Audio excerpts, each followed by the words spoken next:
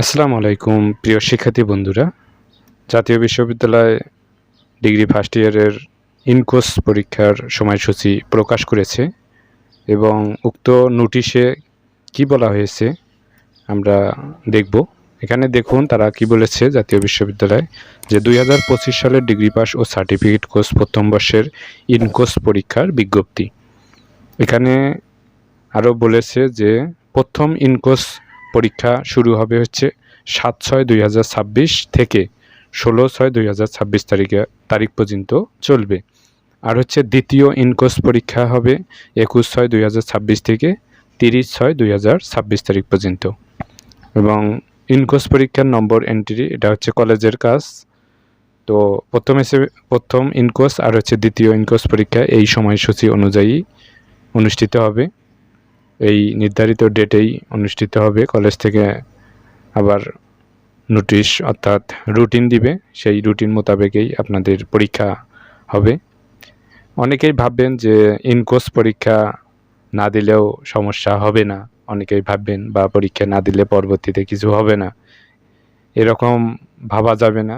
জাতীয় বিশ্ববিদ্যালয় আগের থেকে অনেক হার্ড কঠিন হয়েছে এবং এই ইনকোর্স পরীক্ষার নম্বর যদি এন্ট্রি না হয় আপনাদের কারো, সেক্ষেত্রে আপনারা ফর্ম ফিল আপ করতে পারবে না বা পরীক্ষায় অংশগ্রহণ করতে পারবে না, পরবর্তীতে অনেক সমস্যায় পড়বেন। এজন্য অবশ্যই পরীক্ষা দেবেন।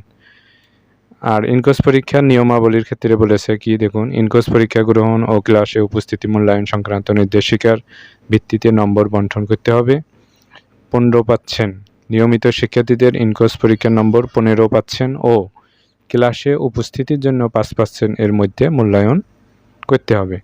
প্রাইভেট পরীক্ষার্থীদের ইনকোর্স পরীক্ষা নম্বর 20% এর মধ্যে মূল্যায়ন করতে হবে। সংশ্লিষ্ট কলেজ নিজ দায়িত্বে পরীক্ষা গ্রহণ করবে। সংশ্লিষ্ট শিক্ষকগণ উত্তরপত্র মূল্যায়ন করবে। তারপর হচ্ছে বিশ্ববিদ্যালয় কর্তৃক ঘোষিত সময়ে ইনকোর্স নম্বর অনলাইনে এন্ট্রি দিতে হবে।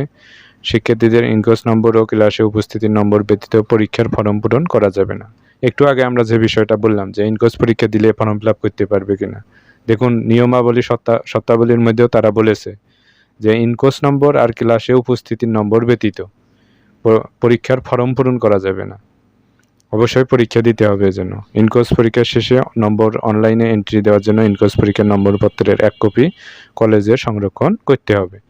তো জাতীয় বিশ্ববিদ্যালয় অনেক হার্ড হয়েছে, আগের মতো আর নেই।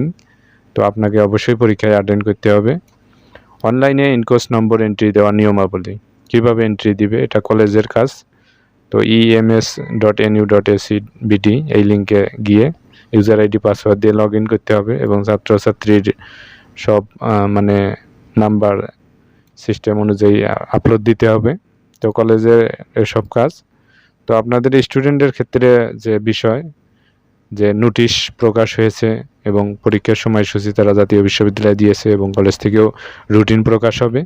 তো আপনাদের এই পরীক্ষাতে অর্থাৎ ইনকোর্স পরীক্ষাতে প্রথম ইনকোর্স আর হচ্ছে দ্বিতীয় ইনকোর্স পরীক্ষা হবে এই সময়সূচিগুলো অনুযায়ী, এই ডেট অনুযায়ী। তো এই পরীক্ষাতে আপনাকে অবশ্যই অ্যাটেন্ড করতে হবে, পরীক্ষা দিতে হবে। পরীক্ষায় যদি অ্যাটেন্ড না করেন সেক্ষেত্রে পরবর্তীতে ফর্ম ফিল আপ হবে না, পরীক্ষা দিতে পারবেন না, তারা ক্লিয়ারভাবে বলেছে। জাতীয় বিশ্ববিদ্যালয়ের এরকম আপডেট ভিডিও পেতে অবশ্যই আমাদের চ্যানেলকে এখনও যারা সাবস্ক্রাইব করেননি সকলে সাবস্ক্রাইব করবেন এবং আমাদের চ্যানেলের সঙ্গে থাকবেন। ধন্যবাদ।